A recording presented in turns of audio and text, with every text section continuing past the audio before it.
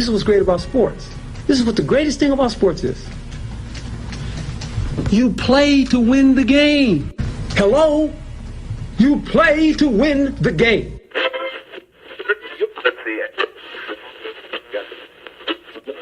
Winning isn't everything, but it's the only thing.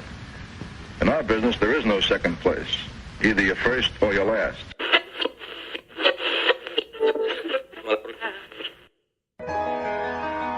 Ain't this what they've been waiting for? You ready? And now, the W with Walls and the crew. Good morning. Where winning isn't everything, it's the only thing. On 100.1 FM. Good morning. And Facebook Live.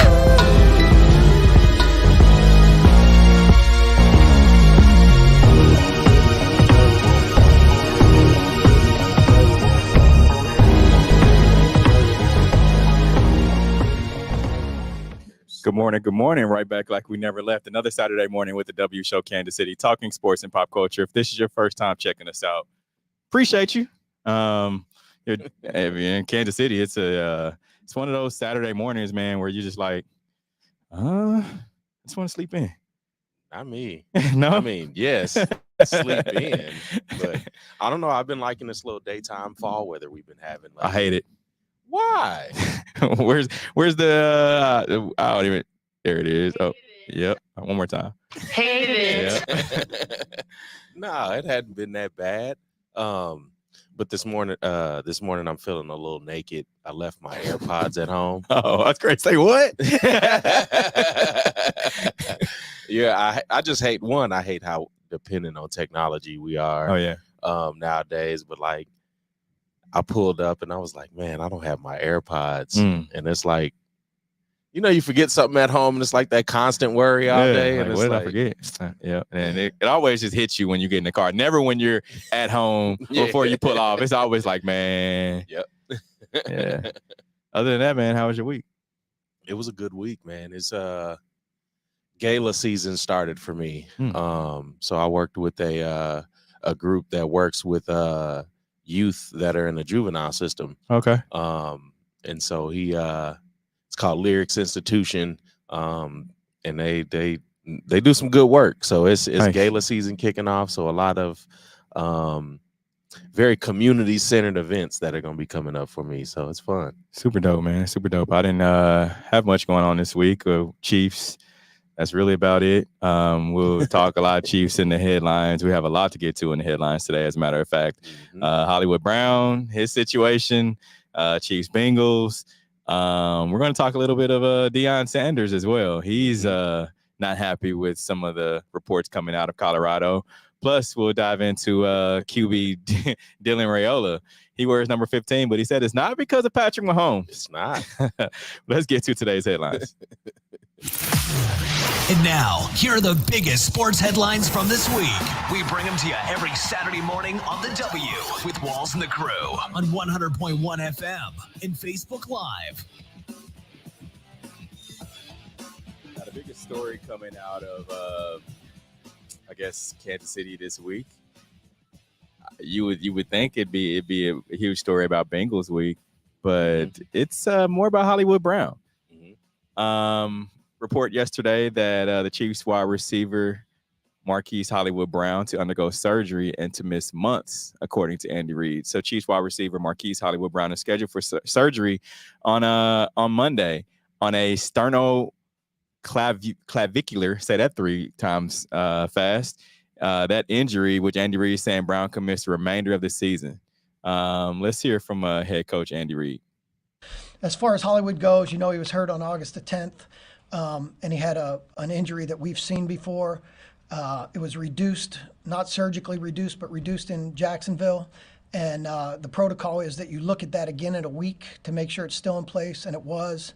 And then he was doing great in rehab. He was having no pain. We were discussing return to play opportunities, but we had one last check of another image to do at 4 weeks from the injury, 3 weeks from the last MRI, and it looked like the bone had moved. So we consulted with 3 or 4 physicians in the country and then sent him out to Vail to a specialist. And everybody involved felt like it was a little too risky for him to play without having this operated on. So he's been fixed, or he'll be fixed on Monday in Vail, Colorado, and then we'll go from there. There's obviously no timelines because we don't know yet. Thank you. All right. Really, Hollywood's the only injured player that I'd mentioned. Everybody else practiced today and did a nice job with it. And listen, our thoughts and prayers are with Hollywood. He's a great kid, boy, I'll tell you. And nobody wanted to do this more than he did. So our hearts go out to him. But he'll get himself back and ready to go down the road here whenever that time is. We don't know exactly how long that'll be, but it does take a pretty extended amount of time to take place. Do you see any realistic scenario where Hollywood could come back and play for you this season? Yeah, you know, Adam, the reason we say it is everybody's a little different, and this thing, there are not a lot of these that we have information on. So we just gotta write it out and see how long it takes. It's not going to be weeks, more like months, and so we'll see where that takes us in this process. But that's the information we have, but we're just gonna have to hold tight on that. Hollywood Brown, Andy Reid says not gonna be weeks, but months. He's Wyclef Jean. He'll be gone to November. But man, too soon. Way too soon. So it's a clavicle injury. We've seen players be out for this. I mean, Aaron Rodgers is one that had this injury. I want to say it was around 2013 or 14. And I think he missed probably like the first half of the season. But even still, I mean, it's the health. Like I sense some disappointment. Not for me. I mean, listen, if we didn't get the showing of what the Chiefs were able to do wide receiver wise last week. It's a week one. It was week one, but still against the Baltimore Ravens, one of the best defenses in the NFL, ranked number 1. Week one. Okay. You know me. I'm not tuned into the not tuned into the season. I don't think the players are tuned into the season till post week 6. Oh, I think the Chiefs are. Yeah. They on that 3-peat since the end of the Super Bowl last year. No, yeah. And so, that's usually the defending champs. Yeah. But even still, it's hard, especially 2 preseason games. Players probably played, starters probably played a total of 20 to 25 snaps, if that, in preseason. Yeah, Chiefs did. So then you come into the regular season. I'm not sure, players are really acclimated until somewhere between week 6 and 8. And I think it takes that long, the bumps and the bruises that you have throughout the season. But this is different. This is a guy that he hasn't played since last season, correct? Correct. He was actually he's at a injury riddled start of his career. Like, I mean, he's still a young dude. But I feel like this was his. I mean, you're getting a chance. Getting a 1-year shot with the defending champ, best quarterback in the league. And I feel like he wanted it, and then this happens. It's like Andy Reid said. I mean, it's one of those tough things that you really can't control. Like Kadarius Toney, you can't say he's on the lines of Kadarius Toney, because I saw some people on social media talking about, oh, he's just another Kadarius Toney. No, I don't feel like he's that. I mean, Kadarius Toney takes one hit and he's out. Like a hit. I mean, last year it was, he was catching punts in training camp and then ends up the next day having to have surgery to repair his knee. And sometimes it's these guys with smaller statures. Mm-hmm. When you look at it, especially from the 80s and the 90s and also the early 2000s, playing against like the Brian Urlachers and the different guys like that are like really huge, right. Sometimes roided up. Right. And when you're that small, like guys falling on you is not good for your body. Yeah. And you see that in a lot of smaller guys. Like sometimes we'll see guys fall victim to ankle and knee injuries, sometimes hips that are kind of like, recurring type of injuries. I think it's either T. Higgins or Jamar Chase that always has like some kind of like lower leg injury. T. Higgins. In the bigger guys, but then the smaller guys, you see things like this, like shoulders and different clavicle broken bones and things. And it's tough to shy away from that because you still don't want to seem like the guy that's afraid of contact when you get back, but you also still have that like mental thing in the back. If he's got 1 year to show and he only gets 4 or 5 games to show it, like is he gone from this roster come next year? No. And the reason I say that is because if you think of the Chiefs' MO, if they invest time in you, invest some resources in you as well, they're gonna stick with you as long as they can. As long as they can, right? Like, I mean, you think about just some guys that have been around the organization. I mean, you just last year, look at MVS. They stuck with him knowing he was going to be a $10 million cap hit, right? And he can end up coming through at the end of the season. That's one of the things that Andy Reid always talks about is you never know when a guy's going to come through for you. So you don't want to just, write him off until you absolutely have to, which Kadarius Toney last year, I mean, you pretty much just almost had to, right? And I know people can say, oh, well, he doesn't, the Chiefs don't win, they're a Super Bowl without him. But I mean, and I can agree, but I think you look at just the totality of his season last year, I think they felt like they could do better. Now, is Hollywood Brown a guy that, let's just say he comes back, talked about November, comes back in November, still catches, because I mean, you still have, let's say he catches, 400 yards, right? 5 touchdowns for the remainder of the season. I say you bring that back because, and then it also goes on what he does in the postseason, how he helps you in the postseason. That'll show you. But I don't want this to be one of those things because we saw even dating back to let's see, Eric Berry, where it was a weekly, he's getting better, and it took 2 months out of the season before he was able to come back. So I think they're going to be very careful on how they work this thing, and especially if he doesn't have any games. I mean, you really still want to see what he can do. And winning kind of remedies that, I think, because I think if the Chiefs don't make the playoffs, I think that's not happening. Well, I'm just saying, last year, if the Chiefs don't make the playoffs, I think we see a lot more sweeping changes than we've seen. But again, winning kind of cures that, and you've been able to fall back on the talent of Patrick Mahomes. I agree. And being able to fall back on that, I think you give guys a little bit more grace to get more acclimated to him and the system. But I mean, time's kind of running out. You got your 2 best players that are coming close to like 10 years in this league. That's only one. It's only one. I mean, you think about, Travis he's over 10. This is year 11 for him. It's 11. Okay. Yeah. And that's what I'm saying. And Patrick, this is year 7 for him. So, and that's what I'm saying. The window is kind of closing. It's not. And you can't. I wouldn't go that far. Maybe for Travis, he has more games behind him than he does in front of him. But this wide receiver core right now, I feel like they're still better than last year.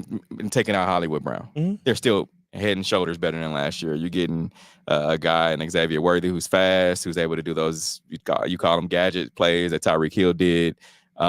He's able to do those. And then you're getting Rashee Rice, who's a year longer in this system, 2 years now, and you can just see his improvement. You can see, and he's got a lot to prove too.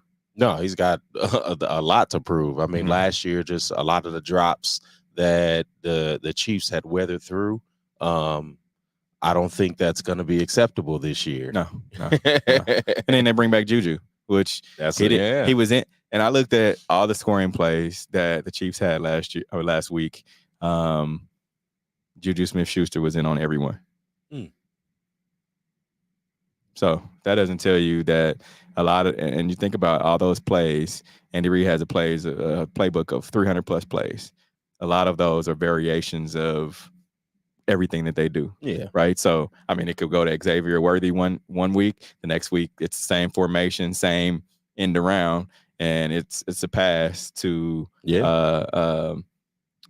Travis Kelce, or it's a pass to Juju Smith-Schuster. Right.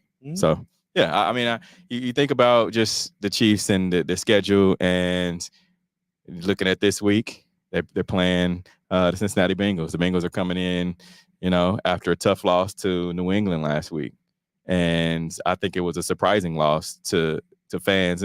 And you could say, oh well, the Bengals aren't a first half of the year team. The first 4 games, they always lose the first game of the season. But then, and the Chiefs play them, I have always played them at the tail end of the season. But Mahomes is 1-3 versus Joe Burrow. And I mean, that's the only guy you could really, put an argument against him in the AFC. But even still, Joe Burrow is just like Hollywood Brown. Like you let a piece of a Q-tip fall on him and he's hurt. And that's the thing you can't control in this league. You can really only control how you play. And Joe Burrow, since he's gotten there, Cincinnati, I mean, they really dropped like the first 4 or 5 games, like routinely. Yeah. And I don't know what that is. Like, you don't know if that's coaching, if that, what that is, but it takes a while for the players to really kind of get going. And in this current AFC, I think it's coaching. If your players are having a hard time getting going, it's because of your coaching. I think so. Coach, I mean, but teams take on a personality of their coach. Yeah, but I mean, they they also don't get enough time to heal clearly, because they're always battling something. Like Jamar Chase is always like questionable, whatever the reason is, and you can't have that on a team. Like I think one of the biggest reasons why the Chiefs are so successful is because of their health. They haven't had a lot of players that are out. I mean, that's Patrick true. In his second season, the knee where he missed like 4 or 5 games, and they were still able to complete the season, successfully. Won a Super Bowl. With Joe Burrow, it's really tough to get that momentum going, because I mean, we've seen the Chiefs have injuries that's hurt them. We've seen what was that 2021, the Super Bowl in Tampa, the injury battle tested offensive line, right? Like they had all those guys go down and they didn't have anybody to put in there. And what did it cost? A Super Bowl. It cost Patrick Mahomes running around. I can't remember the amount of yards he actually like ran. Yeah, but that I feel like cost him. And then he had the turf toe where he had the metal sheet in his cleat. So that was the injury that I feel like the Chiefs has said, no, we're not going to go through this. We've seen it. We're not going through this again. Yeah. And you got to shore them up. Yeah. And a couple of things to note about tomorrow's game. Joe Burrow is coming off of a wrist injury. A lot's been talked about, where I think the camera panned to him during last week's game. He was trying to pick up a Gatorade bottle and just looked like his wrist wasn't able to pick it up clearly. Like the Gatorade bottle was really heavy. He got Jamar Chase. His first game last week had about 60 yards in receiving. T. Higgins doubtful for tomorrow. I think both Jamar and T. Higgins are looking for new deals. Jamar especially. T. Higgins didn't go report to training camp, off season, anything like that. Or T. Higgins was in training camp, but he didn't do anything in the off season workouts because he wants a new deal. Wanted to be traded, didn't happen. So you get guys like that are wanting to come back, have an injury. They're not going to be in a hurry to get back. Yeah. if my head hurt today, oh no, I'm not feeling it, man. Y'all go ahead. No, especially if they haven't secured his future. Like, no, Yep. I'm not putting it on the line for you. Yeah, I agree. I agree. All right, Nebraska QB Dylan Raiola, he wears number 15 because of Tim Tebow, not Patrick Mahomes. So the question was asked earlier this week if Dylan Raiola was wearing 15 because of Pat. He says no. Let's hear from him. No, I wore 15 when I was my first year of football. Tim Tebow. Strong Christian person, played football, in Florida, and I look up to people that have good character and are good at their good person, and he was that guy at the time. I kind of went away from it. I went to 1, and then it felt better to be in 15, honestly. You believe him? I don't. Why not? I don't. Look, you got to look at everything that he's done, right? He cut his hair into mohawk, similar to Mahomes. Mm-hmm. He has number 15. That's 2. Mm-hmm. He does his pregame similar to Mahomes, where Mahomes runs down, jumps up in the air, hype the crowd up. He does that. That's not new, though. What do you mean? I mean, he does it just like Patrick. I mean, that's not new. Players run up and jump and yell. Not right before they're getting ready to take the field. No, it ain't not you. So Patrick, every game runs down to the end zone and jumps up in front of the fans, no matter if he's on the road or wherever. And he, hypes the crowd up. So how is that different from how Ray Lewis? I mean, it was the dance is different, but I mean, Ray Lewis would do the same thing. But no, that's when that was during the introduction. This is, right before national anthem. He'll run down, jump up, hype it, and he does it the exact same way. I get that. Yeah. I get that. So I just don't feel like. And the other part of it, he wasn't even. If he's when was Tebow in the league? It was like 07, maybe. 07. So he's what, 2 years old, maybe? When he watched Tim Tebow? I mean, if Eminem can be the rap god and Tim Tebow can be the QB god, and Tim Tebow was a very big player for 2 or 3 years old. He had him in about 2 or 3 years old in 07. I mean, yeah. I mean, it's just like the kid who was the kid in the NBA that they named that named Paul George as his favorite player. And they was like, "Oh, you don't like Kobe?" He was May 9th of 2005 is when he was born. He doesn't remember watching Tim Tebow. And when was Tim Tebow's playing career? Let's look it up. Tim Tebow NFL playing career. I would definitely. You look at his career, 2000. He was with Denver, 2010, 2011. So it was early 2010s. Yeah. Yeah. Nah. You're not buying. I'm not buying. I'm not buying anything he's selling. Nothing. Okay. He's selling. Okay. You may wear 15 like Tim Tebow. Whatever. I think your problem is the mohawk cut. That and the fact that he mimics everything that Pat. He works out with Pat too. So I mean, you're mimicking, and it's fine. Like I don't have a problem with it because he works out with Pat. That's so he does. funny. Yeah, how weird is that? They walk into the locker room. It's like the Spider-Man meme. You. I think it's cool. Like guys always look up to. I mean, you have to have somebody that you look up to. You have to have I guess role model type guy. I mean, we hear NBA guys all the time talk about how much they looked up to Kobe, right? And then when Kobe first came to the league, we saw his when he was dribbling down the court, he'd do the tongue out like MJ. Like MJ, yeah. yes. So you get these kind of characteristics that guys bring to their respective sport, like athletes that they watch all the time. So is he as good as Pat? I mean, he's solid. I won't say he's as good as Patrick Mahomes. No. Yeah, and I'm glad you brought up that Kobe point because Kobe did come into the league as with Michael Jordan's blueprint from his walk to his voice. If it works, don't why try to fix something it ain't broke? So why does it work for Kobe and not for this kid? Because he was the greatest player of one of the greatest players of all time. Okay, I was about to say MJ is the greatest player of all time, but he's one of the greatest players of all time. That's why it worked.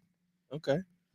All right, Deion Sanders denies telling Colorado band not to play fight song over son Shedeur's music.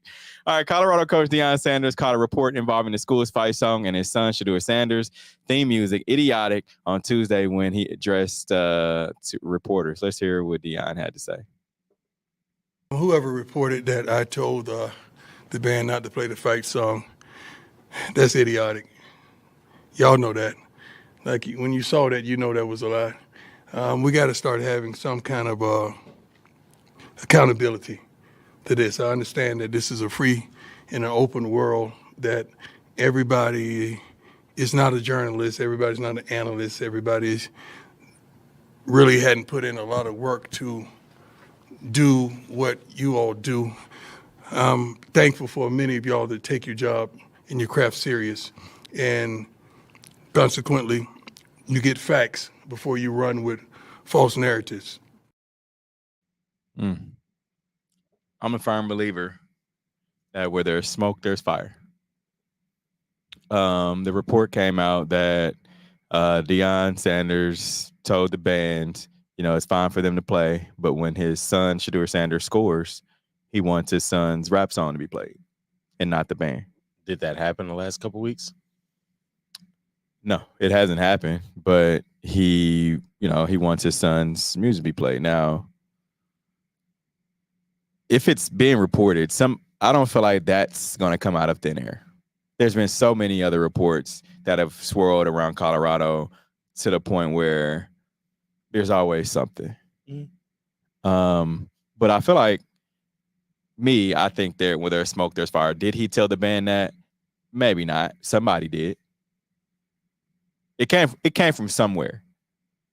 And maybe if it wasn't Deion, it could have been an assistant. Hey, Coach Prime said, hey, well, how about y'all, let Shedeur's song be played when he scores, instead of you guys playing.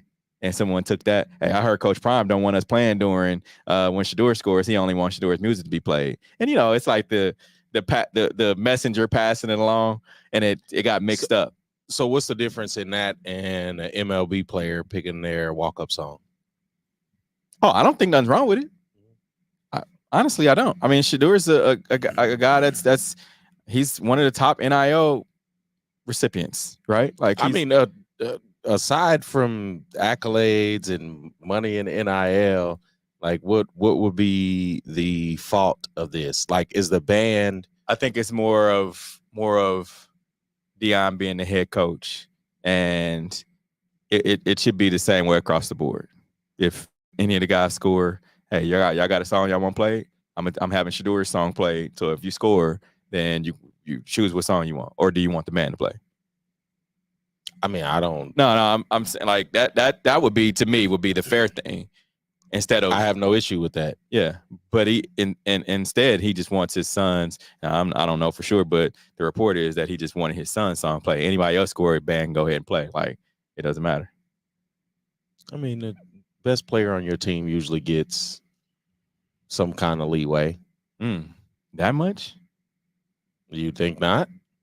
Yeah, I mean, I think there's a lot of teams that we've seen the best college players. Well, not college, but I mean, this is college. This ain't the league. Deion is setting a new precedent as a coach. But that's what, and that's the biggest thing too. The new precedent isn't equating to wins. I mean, I don't think it correlates. I think he's trying to build some sense of morale within his team with that. And if that is true, because I'm not going along with this is true. If Deion says it's not true, maybe it's not true. And not saying that I'm hanging on every word. I just know how things get sensationalized. And I don't know. I think I'm equating this to the baseball walk up, and I don't have a problem with it. If he scored, let's celebrate the way they want to celebrate. Yeah. And nothing against the band, but it's about the band. If you're gonna play Flight of the Bumblebee, maybe not. Maybe we need to find another direction. And I think that's the issue, is that when you come from an HBCU and you see the energy that music injects into the game, when you come to the D1 level, we've seen it. Like, people have said he's trying to make Colorado an HBCU, and I agree. And their black population and students hasn't risen. Like, all it is the quarterback just wants a song played when he scores. Like, but I agree 100% with you. I just feel like it should be, it should be across the board. But I mean, linemen aren't going to score, so it's probably 6 people that are going to score touchdowns on that team. Yeah, it's not a lot for the the guy in the booth. And Shedeur ain't even the best player on the team, honestly. Who's the best player? Travis Hunter. Okay, I'll give you that. So, I mean, when you think about that, all right, when Travis Hunter scores on offense, is his song? I mean, can he choose give me an artist right now? I would hope so. And Big X a plug. He probably because Big X went to their game too. So All right, well, we'll see. We'll see. I don't have an issue with this. I just think it's over sensationalized that because it's Deion. All right, we're gonna take a quick break. Coming up, we'll dive into a lot of talk about Tua Tagovailoa. Should he retire? Should he not retire? Boy. We'll dive into that coming up in about 2 minutes. We'll be right back. This is the W Show. You're tuned in to the W with Walls and the Crew, where winning isn't everything. It's the only thing. On 100.1 FM and Facebook Live. Are you not entertained? Are you not entertained? Is this not why you are here? Come spin with us, Kansas City. KC WeSpin 360 is the coolest 360 video spinner experience for events. KC WeSpin 360 is taking it to the next level. The 360 video spinner platform rental will be the life of the party. Everyone will be talking about their 360 video experience while bragging about it on their social media pages. The captivating slow motion and reverse effects will have your guests feeling like celebrities. The KC WeSpin 360 video spinner can capture slow-mo videos, GIFs, and boomerangs from every angle. Specializing in corporate events, weddings, social gatherings, bar bat mitzvahs, school events, and fundraisers, KC WeSpin 360 can be found online at kcwespin360.com. Come spin with us, Kansas City. Your loved ones matter the most. Take the burden away by pre-planning personal arrangements that fit you and your family perfectly. Golden Gate Funeral and Cremation Services will be here to comfort your family and take special requests.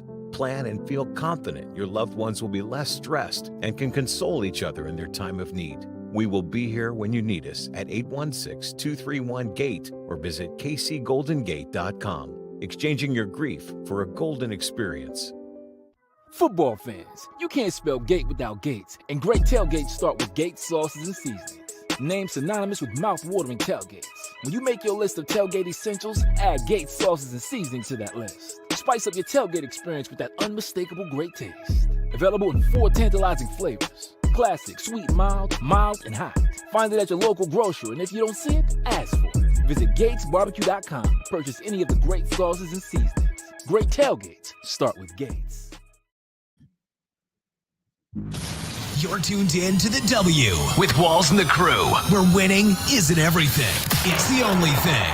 On 100.1 FM and Facebook Live. Back in on the W Show. You want to talk about a topic? Use hashtag talk about it, and we'll talk about whatever topic you want. All right. This is the topic that's been swirling around the NFL earlier this week. Tua Tagovailoa. Should he retire? Should he not retire? I want to get you guys' thoughts on this. After he took his 4th concussion in as many years, right? Should he retire? Should he not retire? Which one y'all think? And that's the fourth documented one. We don't know what what other ones he's had. But yes. And the cautionary tale that we have available for us is Junior Seau. And you could Google everything that happened with Junior Seau leading up to his death, after playing, and that's a place you don't want to see NFL players. Yeah, I agree. When they're done playing, you don't want to see NFL players taking a shotgun to their own chest. Like, and I mean, yes, yes, retire. Like, the money you've made, cool, but protect your health. And if you're getting knocked out to where you can't control your body movements, yes. And that's the second time that his body movement. Third time that his body movement. Yeah. It's kind of similar to, and I did a little deep dive into this. It's similar to boxers, right? Boxers get hit side of their head, temple area, and they go into it's called a defense mode. Your body is like, I'm in defense. It's like I'm frozen for just a split second or so. And Tua's had that. Even looking back at the Thursday night play, it was a routine, run for a first down for Tua. We see quarterbacks do it every week. Why he didn't slide, I have no idea. But and it could have been just adrenaline. Like, hey, when you're playing a game, you don't think about you're not thinking former injuries or anything. You're not supposed to. You're reacting, right? Yeah. So I think he just, and then we see he's tackled by DeMar Hamlin, and that's kind of coincidental, right? Yeah. Like where we saw Tua's side of his helmet go into DeMar Hamlin's chest. Yeah. And it was kind of curtains from there. And you see the reaction from all the players once they saw Tua down the ground. I looked at Tyreek Hill. Like, I played the video a few times, but looked at Tyreek Hill as a reaction like, oh, man, this is like, we've seen this before. Well, they were saying players were yelling slide. And to your point when you were saying the drilling in and just going over your plays, that should be muscle memory. He should, most players know where the first down marker's at, know how far they have to go. Yeah. He should have, right when he got across the first line marker and he seen defenders coming up, he should have just slid. Easier said than done, I guess. Because it's easier said than done when you have, two of the best quarterbacks that were just playing on prime time a few days before, and you have something to prove as an organization. And especially when you have something to prove because the game you lost to go to the Super Bowl was at the Chiefs home stadium. And it was negative 30 degrees. So you have things that you want to prove. And we saw it in Lamar. Like, Lamar, very flustered, things weren't going his way because he has things to prove. Joe Burrow is going to be on the same type of timing this week. Like, he has something to prove. And you're not thinking about that. Like, you're literally reacting. So, again, muscle memory. Now, again, it's on Coach Mike McDaniel and the quarterback coach to get Tua in these drills. And I think I had this conversation last week with Likely catching the ball in the back of the end zone. Like, are you guys not working on toe taps? Every week, every day, like, is your receiving core not working on toe taps? Going out of bounds. You already know stuff happens. So with Mike McDaniel, if you're supposed to be this evil genius and this young guy bringing it, why are you not teaching your quarterback the fundamentals of sliding? Well, he took classes. He took some karate classes to learn how to deflect and fall down to take less punishment. He did that the year before, and all of last year, he had none of these situations and no concussions. So that's why they were asking what's different between last year and then all of a sudden he runs and forgets all of that. Some people are assuming, well, he's going all out for his team because he has that $96 million guaranteed, and now he feels like he owes the organization something for investing in him. But I don't know. I mean, he's 26 years old. Yeah. And I was thinking about that earlier, like a little bit yesterday. It's like, why is Tua so like his body is so like I guess limber to where he falls down and his head automatically just gets the whiplash and it hits the turf. I mean, we've seen guys do that, but not consistently like Tua, where he has no like sense of I'm falling down. Let me lock my head so it doesn't fall. And I get it. You're getting a 300-pound guy driving you into the ground, right? Like I understand that, but he doesn't fall correctly. Like you know how I guess what you call them stuntmen. Yeah.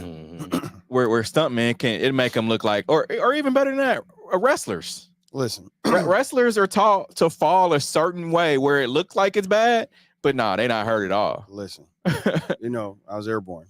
You know what we did every day, repeatedly, over and over and over again? What's that? Learn how to fall. We go on these little like riser things, and they'll just say falling left, but at the same time they saying it, they're clicking a button, so you have to react. And if you're falling left, you have to put your body together, feet, knees together, and you have to like go with the wind, so you don't resist against the fall to break anything. And we did that over and over again, man, to where it's like if you jump and I feel the wind coming this way, it's just automatic. I tell my daughter, feet, knees together. If you're gonna jump, feet, knees together, just boom, just crumble down on it. It's a tough thing. I put my feet and knees together. It don't matter. Yeah, because you embrace all the impact. Yeah. If you do it with one leg, Yeah. then it's all going on that one leg, and you can snap it. You have to go with two. But he needs to talk to Andrew Luck. He needs to talk to other people that have, other quarterbacks.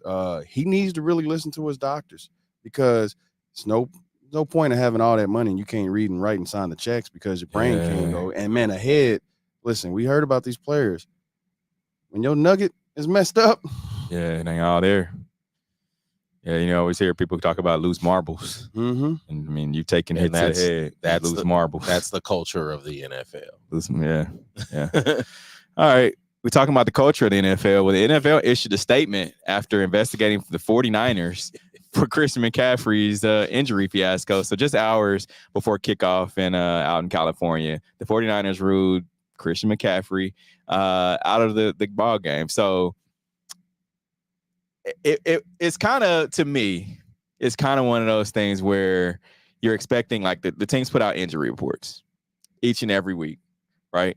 And you get a guy like Christian McCaffrey who they've been saying that it's a lower leg injury. More specifically now, it's been called an Achilles injury. He has, something's going on with his Achilles or calf muscle. You don't want to confirm Achilles, but calf muscle area, lower leg area, right? And the team knew that he wasn't going to play. Right. However, they led people to believe, he's questionable. He could possibly play. And all of a sudden, during a post-game interview, the guy who was his replacement said he knew earlier on in the week. Q. Let's hear what he had to say. You probably dreamt about how your first NFL start would go. Let's see here. 28 carries, 147 yards. How did the real thing compare to what you dreamed it would be like? Honestly, just thinking about it, I told Christian, I said, I don't know how you do it, man. It's a long game, but, this is just the beginning, and, we're going to see where we go from here. When did you find out that you were going to be starting? When did I find out? Maybe Friday night, something like that. I was always prepared. I mean, we went through training camp. I was RB1 at training camp, so, just been preparing from there and just, I'm sure that Christian. Friday night. The team didn't report he was out until Sunday.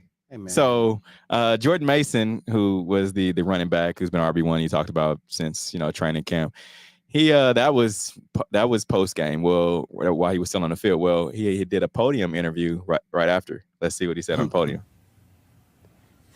When did you find out that you'd be in the starting lineup? That question right there is why I'm at. That's why I don't like really talking to media, because you say one thing wrong, and then, I don't know. Just skip that question. I love it. So he already got the call to the principal's office after he made those comments on the field. It's like, bro, and no one probably told him, like, hey, you're starting, but don't put it out there that you. And they probably didn't, I guess, assume that he was going to be have the game that he played 147 yards. So you want to know something that's similar to that? Mike Tomlin. Oh yeah. Russell Wilson's our starting quarterback. Mm-hmm. And then he left it unknown to the opposing team. And then all of a sudden, Justin Fields is starting and Russell Wilson is out. Come on, you knew Russell was hurt. Yeah. This is why Tom Brady's not allowed. This is why Tom Brady's not allowed with those meetings or whatever to learn information like that to take back to the Oakland Raiders or Las Vegas Raiders or whatever. Hey man, it's cool. All the football teams do it. He just got caught. He did. It's like the Hollywood Brown thing. Is it outside of the realm of possibility that they just like told him to be prepared to start? Probably. And he misspoke. Could be. Possibly. It's not outside the possibility. No, if your best player on offense is hobbled and there's a possibility, you want him to be mentally ready. Because then I have questions like, was the first game for San Francisco a home game or was it on the road? A home game. It was a home game. So you're preparing him again before the weekend even starts. Yeah. Because some players, if I'm not starting and we're playing week 1, I might go out Friday night. Right. Well, hey, listen, they ruled him out early today. I mean, like, what was it, yesterday? They ruled him out. They did. I mean, it caught me off guard because I have him in my dynasty league, and luckily I got Jordan Mason, so I was able to make that quick switch. But here's the thing about NFL teams. Everything. I don't think it's beyond a possibility that could have happened. However, he's been if you're RB1, he said since preseason, and he's RB1 through the practice week. He's the game plan.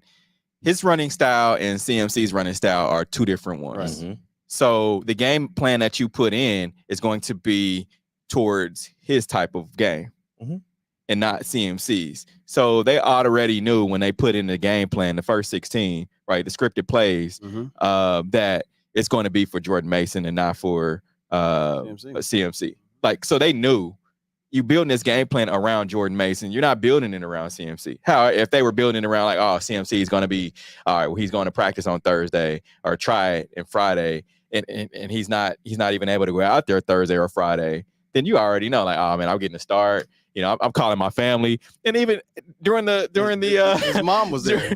So during the after she asked those questions, she also asked how many tickets did you buy. He said 40. Yeah, you're not buying 40 tickets if you the back Saturday or Sunday when you find out. You buying those 40 tickets. Hey mom, call Junebug now. Tell him I'm starting on Sunday. They got to get flights. They got to get you're not doing that on Sunday. I'm sorry. Yeah. They knew. Hold on, you got and that's what I'm saying. You getting them ready. So hey, bring your morale with you because you know your morale boosters. But I'm not familiar with that. Yeah, with team policy. He knew. He knew. The question from Darius on YouTube Live is CMC the Madden curse. You know what, man? Darius, don't ask those questions like that, brother. We appreciate it. I hope he's not the Madden curse. I hope that Jordan Mason can step into these shoes if CMC is going to be out for a while to where, our team, my team can be successful and also my other teams in the lines. But you know what? Not reporting these injuries has a lot of implications on a lot of things. Yeah, we were talking about, who's going to be scoring touchdowns just yesterday and how Jordan Mason's not on there and CMC's not on there. Which is why family members can't gamble. It's the reason why. Or team employees. Because you have inside information or whatever. Yep. And so the line changes, -3.5 to now -2.5 or -3. Everything changes in those dynamics, whatever. So I think they're going to do a little. Could this be like some Ohtani without the gambling? Speaking of Ohtani, Ohtani's 50th home run ball is said to could be possibly life-changing for a fan. So, of course, Ohtani right now is he's trying to go for a 50 home runs, 50 steal season, 50-50 season. He's currently at 48 home runs on the season, and they have, believe, the next few games on the road. Yeah. Series in Atlanta, and they're saying that the home run ball could possibly fetch upwards of $200,000. So we going to Atlanta? Man, I feel like, we saw the Barry Bonds ball, where he broke the home run record, and that ball you had a dog pile really, and the guy on the bottom of the pile ended up getting the ball taken, and he sued the guy who took the ball from him. Yeah. And the judge said that the I guess $350,000 that the ball was sold for, they had to split it. So, but the ball ended up being worth $1 million, but the guy sold it just to get it out of his hands. Right. I mean, I'll take that. Yeah, take a little hot. But I think they're gonna add. They're gonna have extra police. They're gonna have. If you don't have a ticket in that section, you're not gonna be able to get in there the outfield section. Every time he goes up the bat, I'm just going to that side, just wherever he, statistically hits more home runs. I'm just gonna if my ticket's over here, I'm just gonna mosey along when Ohtani's on deck. That's what everybody's thinking. Everybody's gonna do that. Yeah. So you got about 20,000 people trying to do the same thing. One lucky one. What would the ball be worth to y'all if you catch it? Do you give it back to him? No, nah. At least 100. Hey, brother, listen. His assistant went to jail for allegedly gambling millions of dollars that he didn't know about. You think I'm like, hey man, here's this special sentiment? Nah, brother, $4 million. What you think is worth? I just need a hot 100. 100. That's it. Just 100K. Oh man. Hey, I want Japan to pay me. Yeah. In royalties. Yeah. Like I'm sending it to Japan. I mean, you could want. But y'all gonna be my bank account is going ching ching. My cash out is going ching ching. I'm holding every 30 days. I'm holding on until the price gets to the point to where I can say, you know what, this is right, because you don't want to be the owner of Victoria's Secret who sells the catalog and then it becomes worth $1 billion. I mean, that's just something you miss. I need me a hot 100K and lunch with Jay-Z. Yo, you should have took $1 million. It's your boy. Let's get to our Hated or Love It segment. It's that time for Love It or Hate It. Hate it. If we love it, we talk about it. If we hate it, we move on. All right, first up, our sneakers of the week, man. I'll get you guys' thoughts on these. I think the sneakers of the week this week are pretty cool. Oh, got the pennies. We got the Air Foamposite 1 International Blues. Okay, they just gave them a new name. Yeah, they just called they were Royal Blue. They were, yeah. What were they in the 90s? They were pennies. Just the pennies. They were pennies. That's what I'm saying. They just up and gave them a new name and put a higher tag on it. It did. We're gonna put the Nike sign on the other side and charge $50 more. All right, the New Balance 1000 Real Pink Sandstone. These are kind of cool. I like these. Yeah. I don't really like New Balances. They're shoes. Okay. They're shoes. Okay. They're shoes. Yeah. They look good. They do. I like them. They kind of give you that. If you remember the Wave Runner, the Yeezy Wave Runner vibes, similar. They give you that little toe and then swirl. Yeah. All right, the Nike Book 1 Pythons. I love these. I love these. You can get these off with a suit, a nice. Man, look, I make them. Hey, you know what? If this was back in the day, he'd be that cat with them Harold Penner outfits talking about, I'm clean, because it looks like they sell those at Home Goods. No, man, those are fire. All right, the Pata Nike Air Max 1 Chlorophylls. Okay, they're decent. Yeah. But those pythons are terrible. Like those pythons, you remember those? You remember those shoes at Walmart? They would come together with the plastic piece together. That looks how those. You know what Nike Air Forces I want? I want them Chappelle's. Oh my goodness. Bronny James, NBA Summer League Game 1 jersey. Hate it. Sells for $38,400 in an auction. Hate it or love it. Hate it. I love it. All right, so James Game 1 jersey sold for $38,400 at the Summer League Selects auction. It was expected to go for only $6,000 to between $6,000 and $10,000. And they 38. Yo, Tiny's baseball going way more. That's inflation. Mm-hmm. Which was kind of close to his dad's jersey that went for $42,000 for his Summer League jersey. Ronnie gonna be on the bench. How much is that chair gonna be worth? A lot. MLB team helmets to feature ass during postseason through 2027. Hate it or love it. They trying everything. Making money, man. Making money. They need some. They need some help in the marketing department over there. All right, Texans. Joe Mixon receives iced out player of the week chain from the Texans organization. Hate it or love it. What? Hey, man, he balled out. Hopefully, he balls out again this week. Yeah, let's hear from Joe Mixon. Come on, man. Y'all know what time it is, dog. They gave me the bust down player of the week. You know what's going on. Got the AP Cuban in his thing. I ain't gonna lie, they bust down. Look at this. Come on, man. Diamonds dancing. Y'all diamonds ain't dancing like this, man. Shout out to the gang, though. Be lit, man. That thing hard, ain't it? It's gang here. So Ricky Pearsall was in San Francisco. Mm-hmm. Joe Mixon in Houston.